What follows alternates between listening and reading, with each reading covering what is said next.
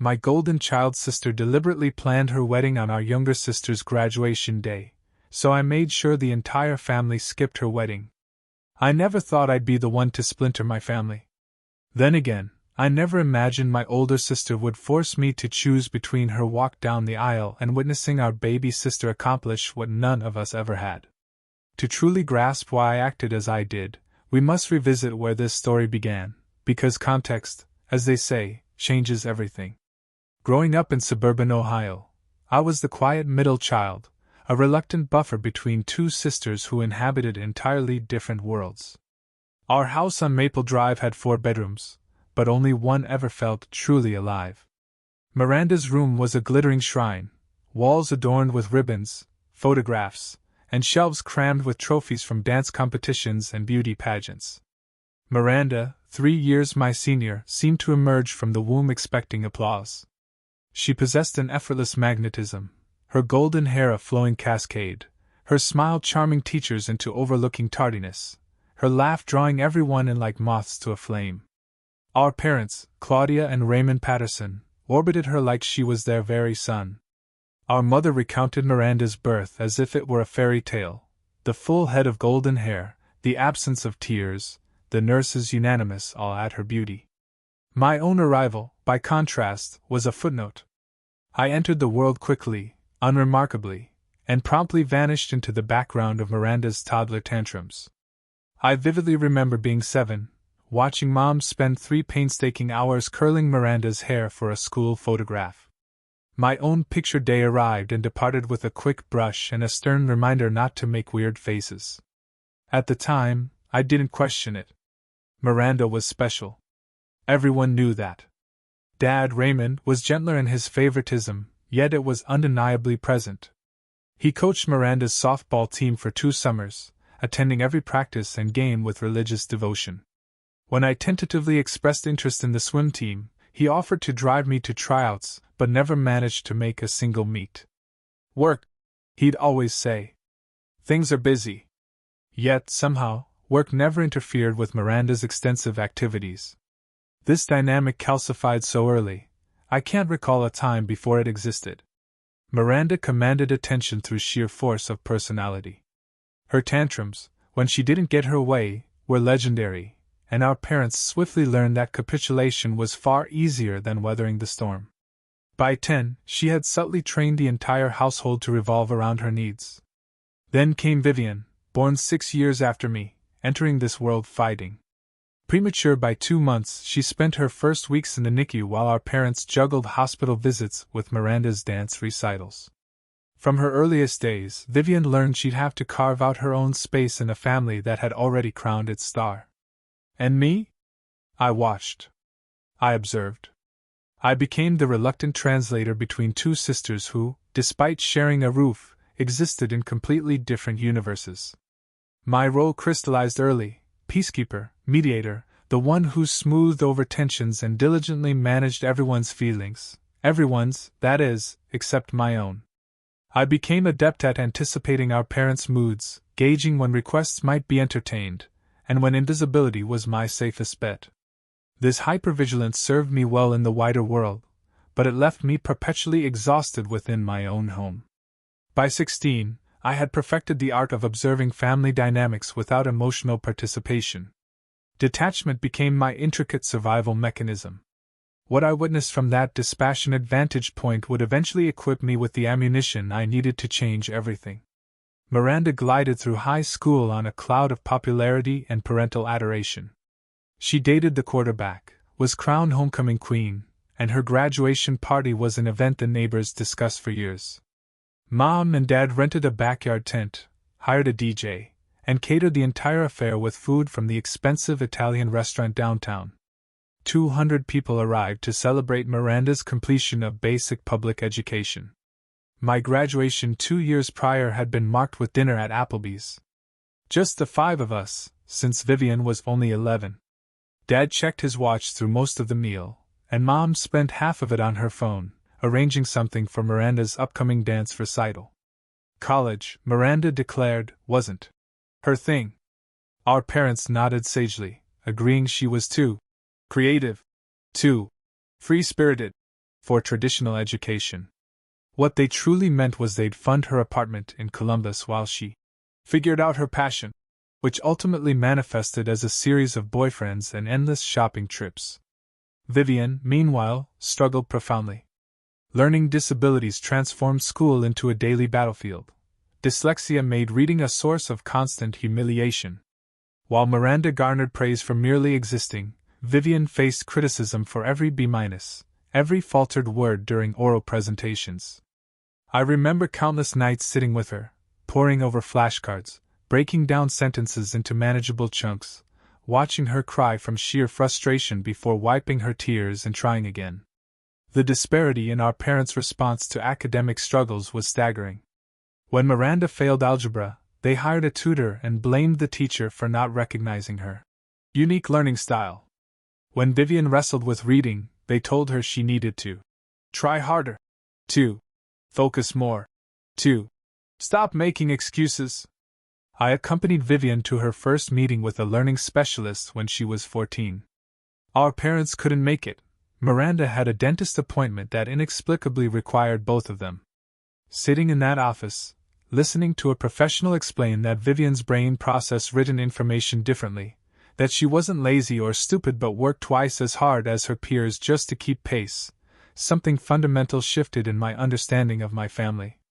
Our parents met the diagnosis with skepticism. Learning disability became another dismissive term, as if Vivian had fabricated dyslexia to garner sympathy. They never sought accommodations at her school, never adjusted their expectations, never truly acknowledged that their youngest daughter was fighting a battle they refused to see. Nobody threw Vivian a graduation party. Our parents attended the ceremony, checked their phones throughout, and then took Miranda out to dinner afterward because she'd had a hard week. But Vivian kept going. Community college first, then transferring to Ohio State. 4 years stretched to 5, then 6, as she took lighter course loads to manage her learning differences. She worked 2 jobs to cover most of her expenses, her parents having mysteriously depleted her college fund while bailing Miranda out of various life crises. The jobs were brutal. Vivian worked mornings at a coffee shop, starting at 4 a.m. to open before her classes. Evenings found her at a call center, handling customer complaints until 9 p.m. She meticulously scheduled coursework around these immovable obligations, often studying until midnight before her 4 a.m. alarm dragged her back to consciousness. I offered financial help more times than I could count. She refused, pride and stubbornness entwined in that particular way of hers. The only assistance she'd accept was my time, editing papers, quizzing her for exams, listening patiently as she dissected complex legal concepts that made my head spin.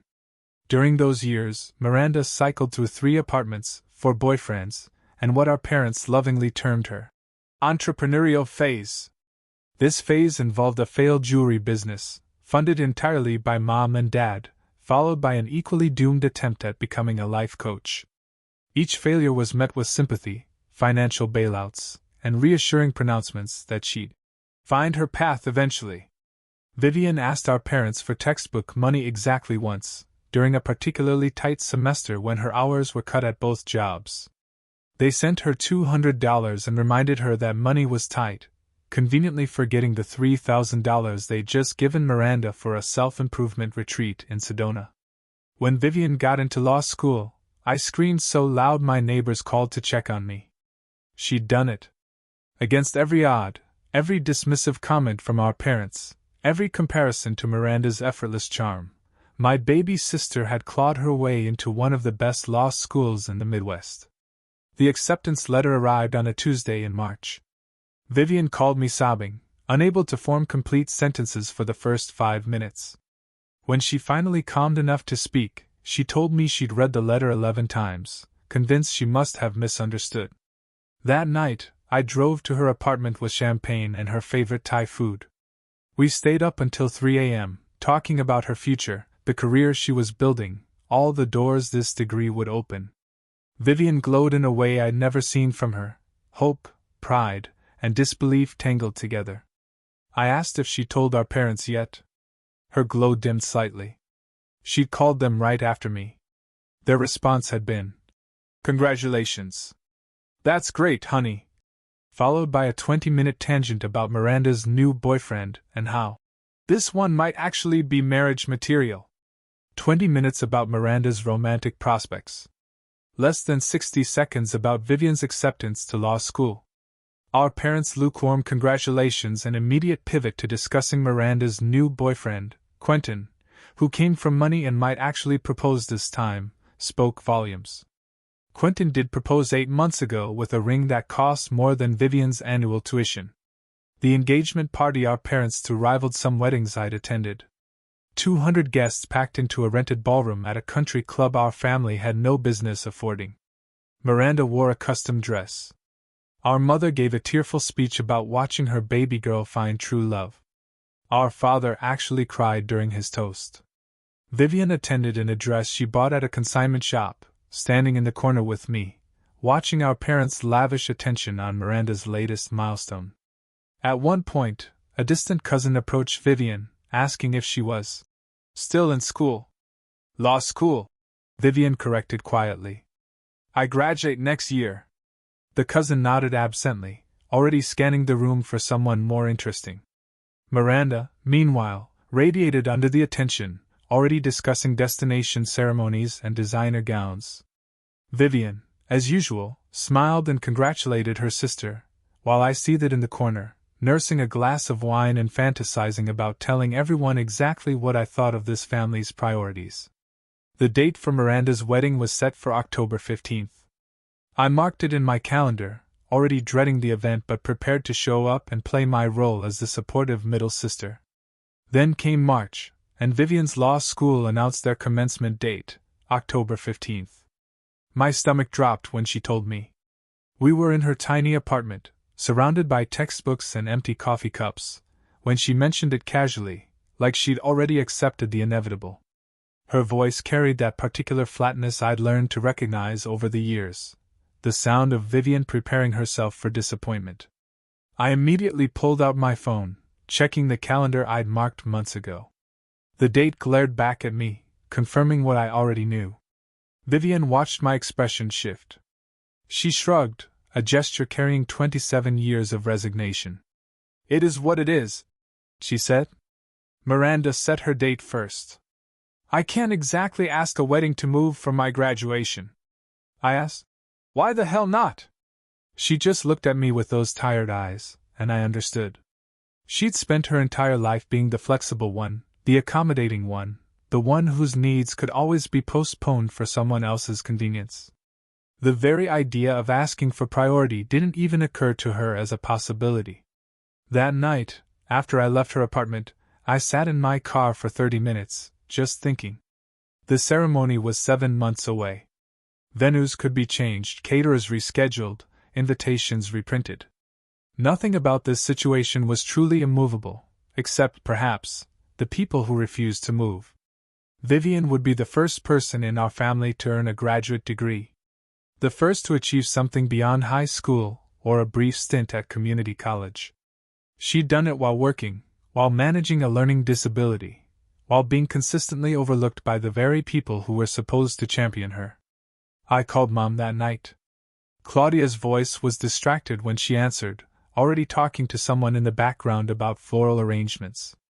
I could hear Miranda's voice, too, discussing napkin versus rose options with characteristic intensity. When I explained the conflict, silence stretched across the line. Finally, she sighed. These things happen, she said. Vivian will understand. There will be other celebrations for her, but Miranda only gets one wedding day. I pointed out that Vivian only got one graduation day, that this wasn't some birthday party that could be rescheduled, that this moment represented years of struggle and triumph. My mother's response crystallized everything I'd always known but never fully accepted. She told me that Miranda had been planning this wedding for months, that we couldn't ask her to change the date because of Vivian's school schedule, and that Vivian is used to being flexible. Used to being flexible. The words echoed in my head long after I hung up. The phrase burrowed into my brain like a splinter. Used to being flexible. As if Vivian's lifetime of accommodation was a character trait rather than a survival adaptation. as if being consistently overlooked had simply made her better at being overlooked. I spent the next 2 days in a fog, replaying that conversation, replaying decades of similar conversations. Every time Vivian had stepped aside. Every time her needs had been deemed less urgent, less important, less worthy of consideration. Then I did something I'd never done before. I started making a list. I called Miranda next, clinging to the faint hope that maybe, just maybe, sisterly love would prevail where parental fairness had failed. She answered on the third ring, her voice bright and bubbly. The sound of traffic suggested she was driving, probably to another dress fitting or cake tasting. "Oh, I know about the conflict," she said almost cheerfully. "It's such a bummer, but these things happen, right? I'm sure someone can film Vivian's graduation for her to watch later." The casualness of it stunned me. Film it. For her to watch later. As if 6 years of blood, sweat, and tears could be adequately captured on someone's iPhone. As if witnessing the moment through a screen was equivalent to living it. I asked if she could move the wedding by even a week. Just 7 days in either direction would solve everything. Miranda's laugh was light, dismissive. "The venue is booked. The caterers are scheduled. Invitations have been sent. Besides, October 15th is our anniversary of when Quentin and I first said I love you. It has to be that day." I pressed her about Vivian's graduation, about all those years of work. "She'll have her whole career to celebrate," Miranda replied. "I only get one wedding." I pressed harder. Did Miranda realize this was the first graduate degree in our family? Did she understand what Vivian had overcome to reach this point? Miranda's tone shifted slightly, an edge creeping in. "Look, I'm sorry about the timing, but I'm not changing my wedding date because Vivian chose a law school with an inconvenient graduation schedule. That's not my responsibility." Chose a law school, as if Vivian had multiple offers to select from, as if she deliberately picked the one that would create a scheduling conflict. I hung up without saying goodbye. The next few weeks were a masterclass in family dysfunction.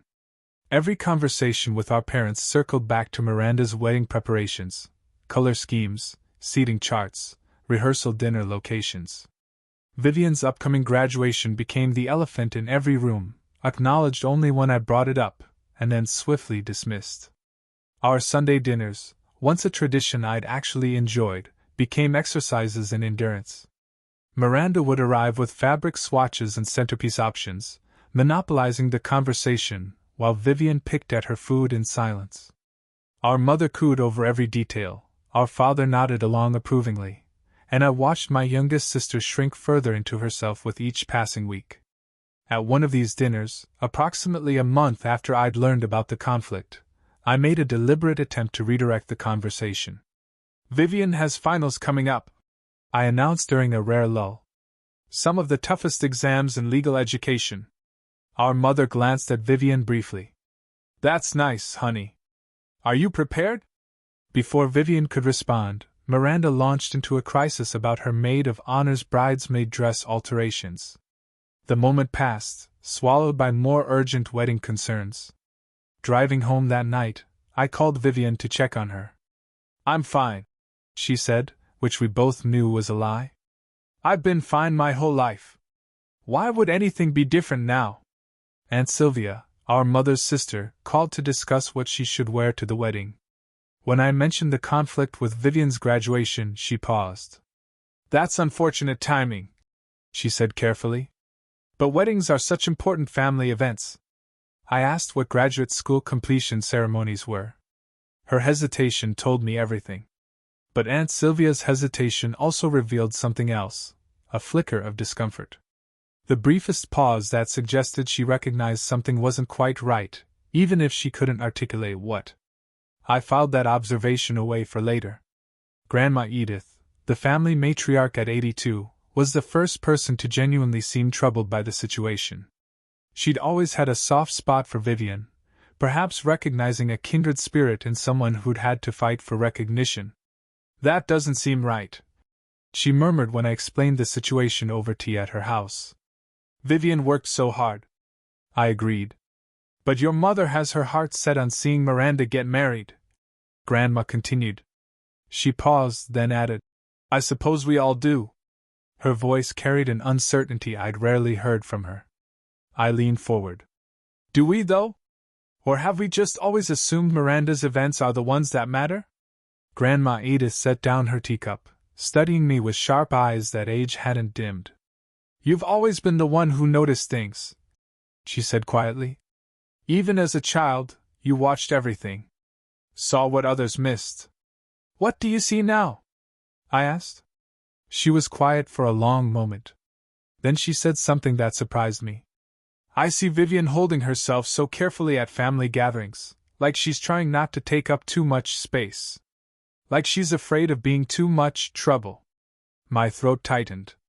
When did she start doing that? Grandma asked. When did she learn that she needed to be small?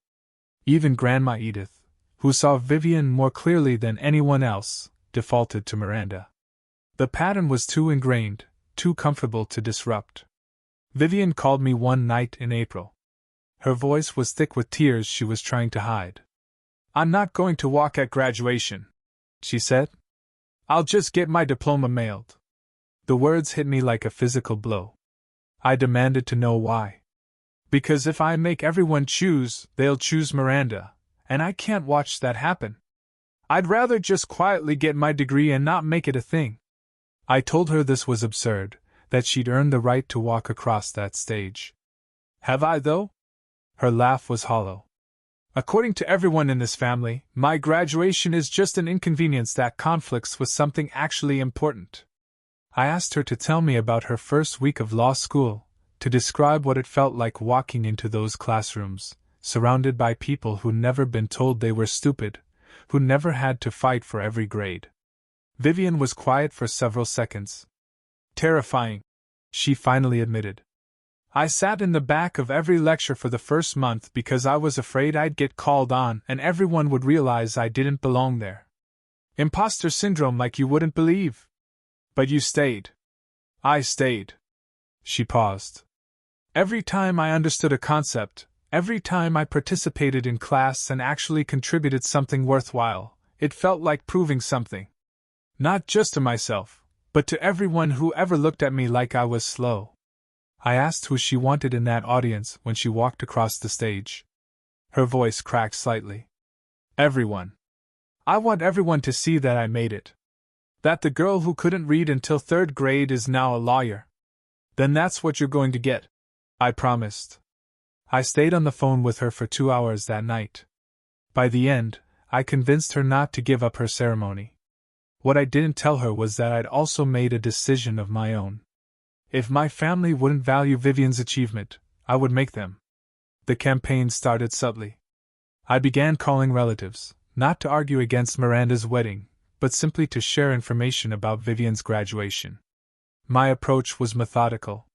Years of observing family dynamics had taught me how each relative operated, what motivated them, what appeals would resonate. This wasn't manipulation in the traditional sense. I wasn't inventing grievances or spreading lies. I was simply shining light on truths that had always existed in shadow. Did you know she's the first person in our family to get a graduate degree? I'd ask casually. And she did it while working full-time and managing dyslexia.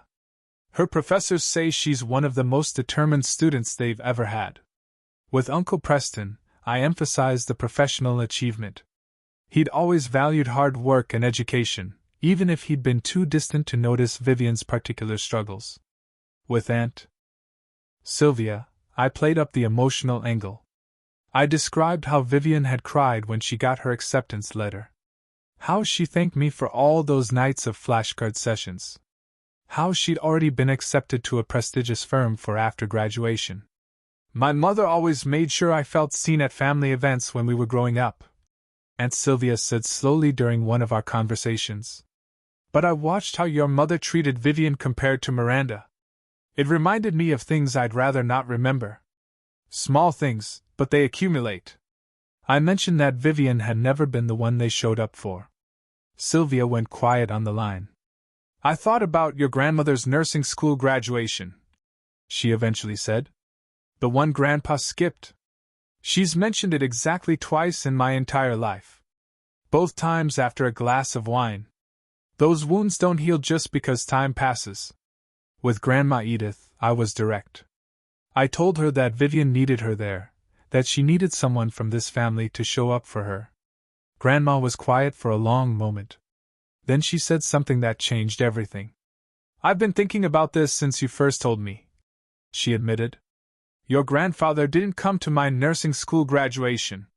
He had a poker game with his friends. Said I'd understand. I've never forgotten how that felt. Standing there, looking for his face in the crowd and not finding it. I asked what she was going to do. I'm going to Vivian's graduation," she said firmly. "Miranda will have plenty of people at her wedding. Vivian needs to know that someone in this family thinks she matters." Grandma Edith's decision created ripples. When she mentioned her choice to Aunt Sylvia, explaining her reasoning, something shifted. The shift was seismic in its subtlety. Grandma Edith was the moral center of our family. Her choices carried a weight that our parents never had. When she declared her intention to attend Vivian's graduation, she wasn't just making a personal decision, she was granting permission for others to question the family hierarchy. Sylvia called me 2 days later. She was planning to go to Vivian's graduation, too. "I've missed too many important moments for the people who didn't demand attention," she said. "Time to start making different choices." Uncle Preston followed suit after I sent him an article about the challenges faced by students with learning disabilities, along with Vivian's transcript showing her steady improvement from C's to A's over 6 years of determined effort. He called me the same evening he received the email. 6 years? He repeated. She took 6 years to finish her undergraduate degree. I explained about the 2 jobs, the lighter course loads, the learning accommodations she'd finally gotten in college that she'd never received in high school. "And your parents never mentioned this to me?" "They never mentioned Vivian much at all," I replied. Preston was quiet for a moment. "I failed chemistry twice in college," he admitted. "Had to retake it over a summer while all my friends were interning. It was humiliating at the time.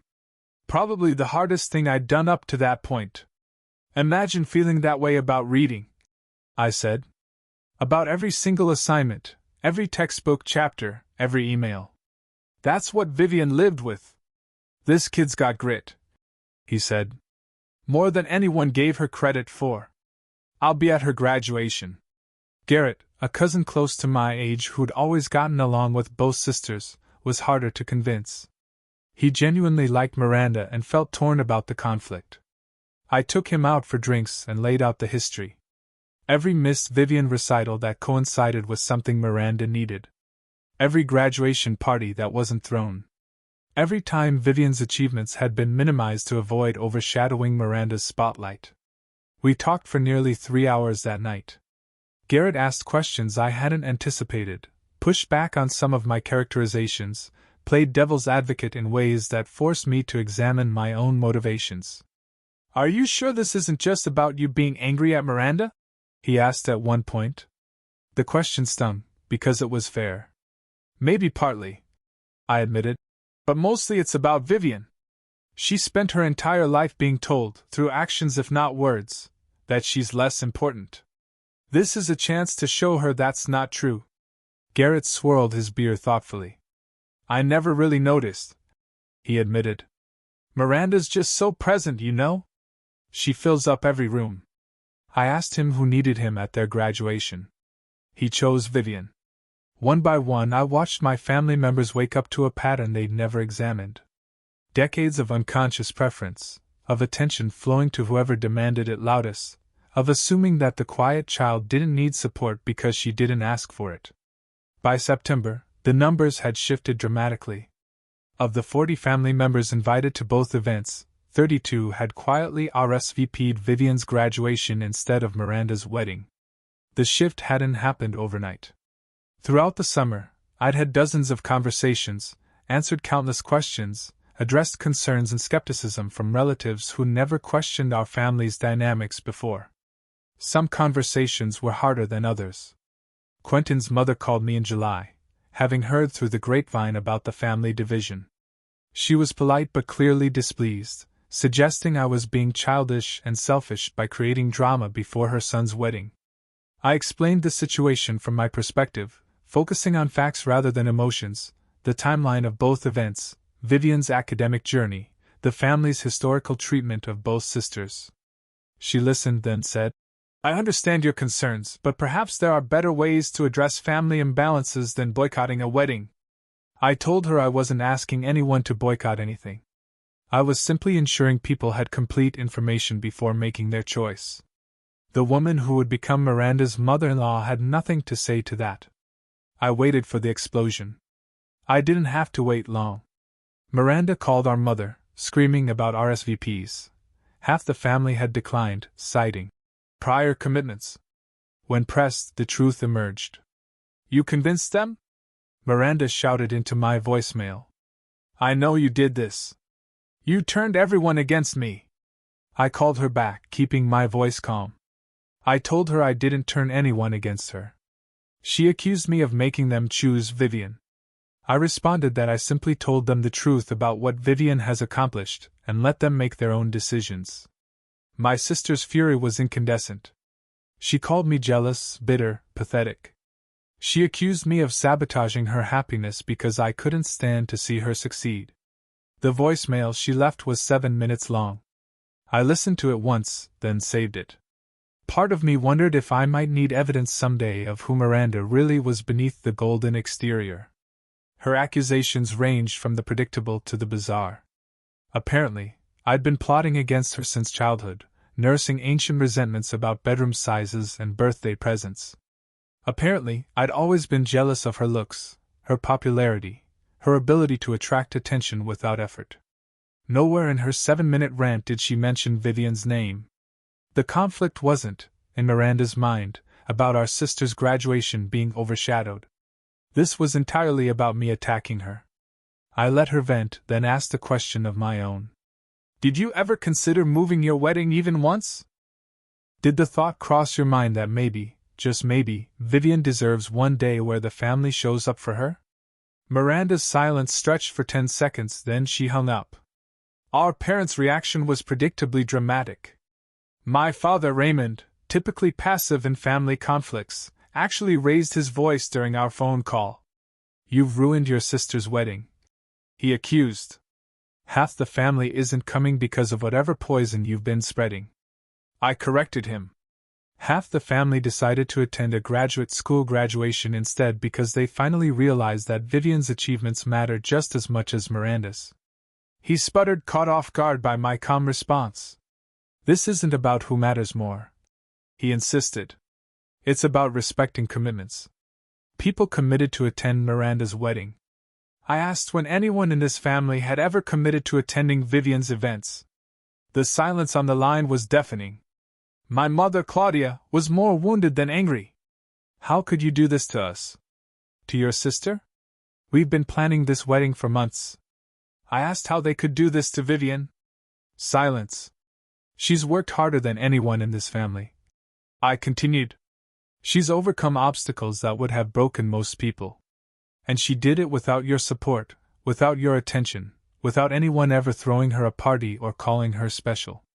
All she wanted was for someone to show up for her on the most important day of her academic life. And you couldn't even do that." My mother started crying. "My father told me I wasn't welcome at Miranda's wedding." I said, "Fine, but I hadn't been planning to attend anyway." The line went silent for several seconds before my mother found her voice again. "You're destroying this family," she said, her voice trembling. "No," I replied. "I'm just redistributing attention more fairly. For once, Vivian gets to matter. If that destroys this family, maybe the family was built on something that shouldn't have existed in the first place." I hung up before either of them could respond. The wedding went forward on October 15th. Miranda walked down the aisle toward Quentin with approximately 35 guests in attendance, mostly from his side of the family. Our parents were there, of course, along with a handful of relatives who either hadn't been aware of the graduation conflict or had chosen loyalty to the golden child over fairness. I heard it was beautiful in its diminished way. The venue looked empty with so few people, the reception tables half filled. Miranda cried during the ceremony, but not all the tears were happy ones. A cousin who'd attended texted me photos afterward. The professional shots would undoubtedly hide the empty chairs, the rearranged seating that tried to disguise how sparse the crowd was, but the candid photos told the truth. Miranda's side of the church was a patchwork of gaps where families should have been sitting. I felt a complicated mix of emotions looking at those images. Vindication, certainly, but also a pang of sadness for the sister who genuinely couldn't understand why people had chosen differently. Across the state, in the auditorium where Vivian received her Juris Doctor degree, 32 members of our family sat in the audience. I was in the front row with Grandma Edith, who gripped my hand when Vivian's name was called.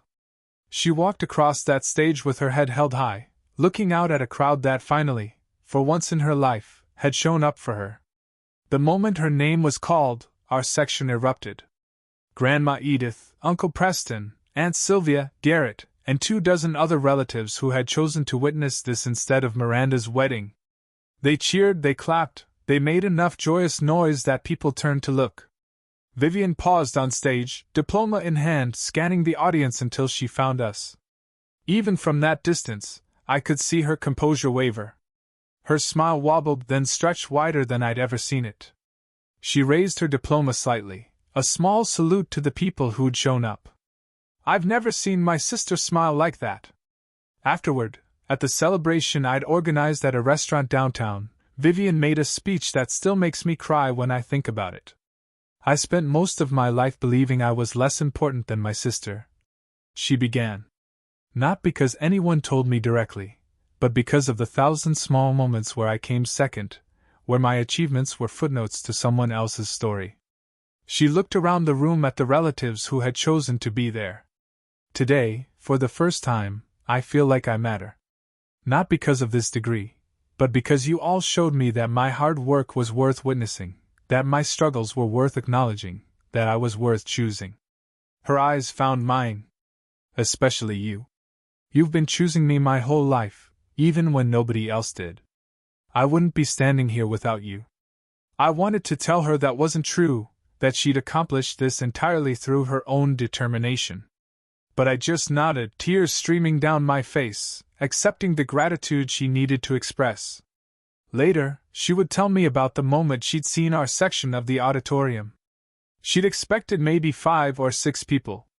Finding 32 had nearly broken her composure completely. I kept counting, she admitted. I thought I was seeing wrong. That maybe some strangers had sat in our section. I told her they all came for her. Her voice cracked. I know. That's what finally made me believe it might be real. Grandma Edith cried openly. Aunt Sylvia hugged Vivian so hard she lifted her off the ground. Uncle Preston, gruff and reserved my entire life, told her he was proud of her. It was everything Vivian had never had and always deserved. The restaurant celebration lasted 4 hours. Relatives cycled through conversations with Vivian, asking about her classes, her job prospects, her plans for the future. Each interaction was a small correction of years of oversight. Uncle Preston cornered me near the end of the evening. You did good work, he said gruffly, taking the time to make everyone understand. I told him the facts spoke for themselves. Facts don't speak for themselves. Someone has to present them. He paused. Vivian's lucky to have you in her corner. Grandma Edith echoed the sentiment. I helped her to her car at the end of the night.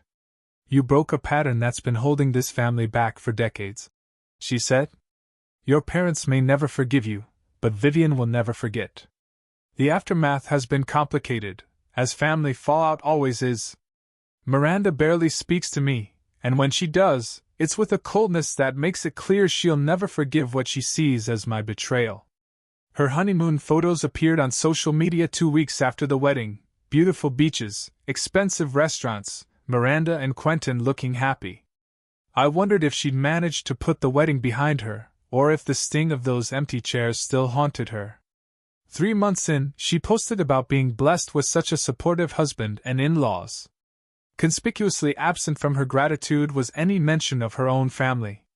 Our parents have been forced into an uncomfortable reckoning.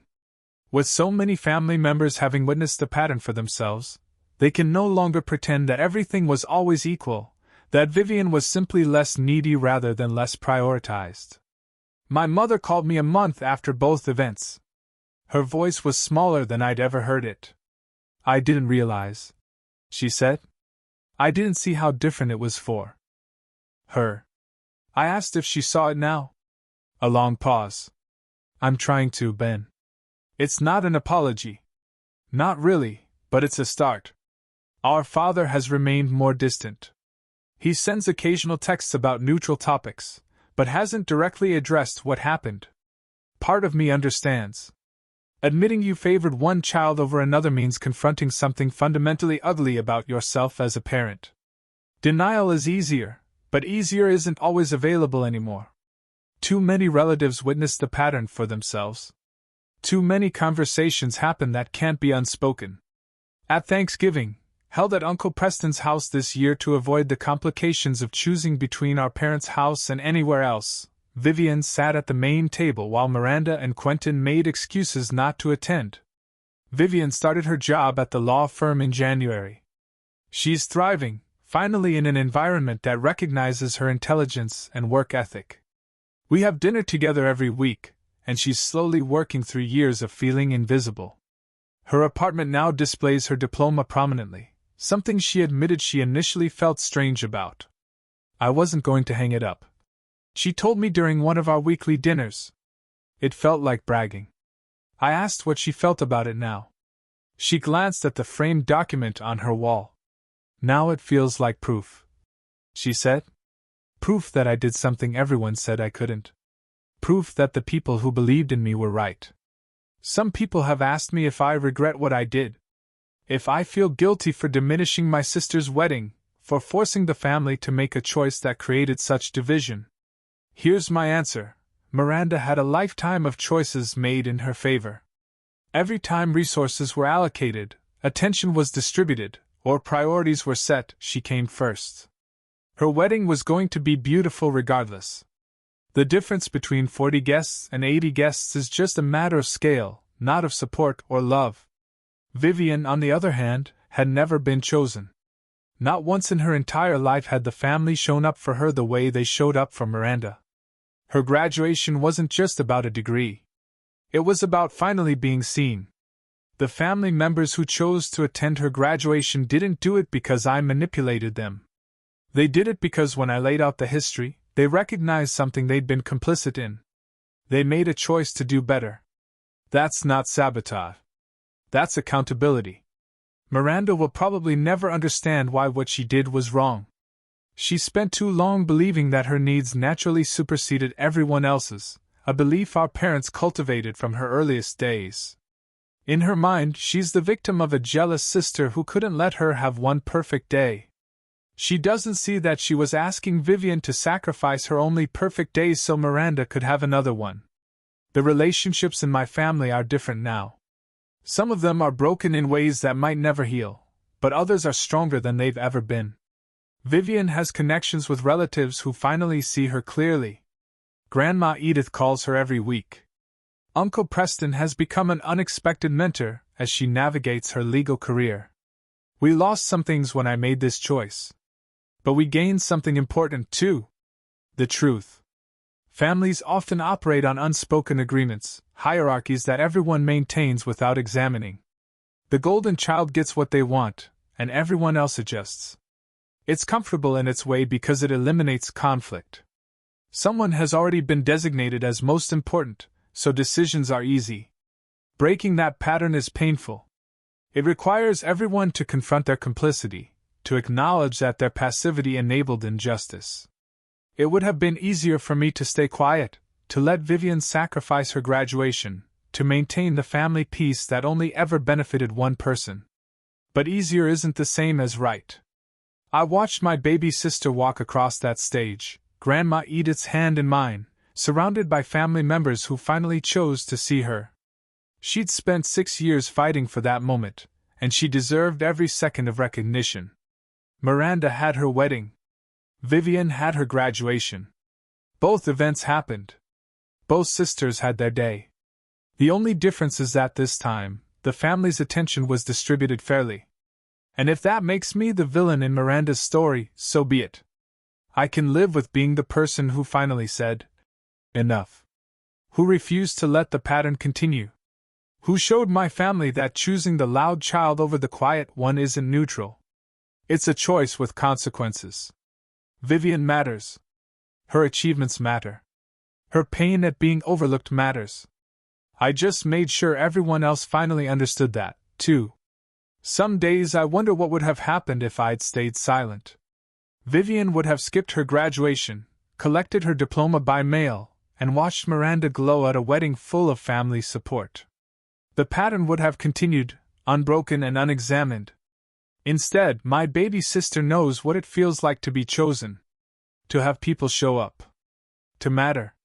No matter what else I've lost, I will never regret giving her that. The last time I saw Miranda was at our father's birthday dinner 3 months after both events. She sat at the opposite end of the table, engaging only with our parents and Quentin, pretending I didn't exist. Vivian sat next to me, newly confident in a way that transformed her entire presence.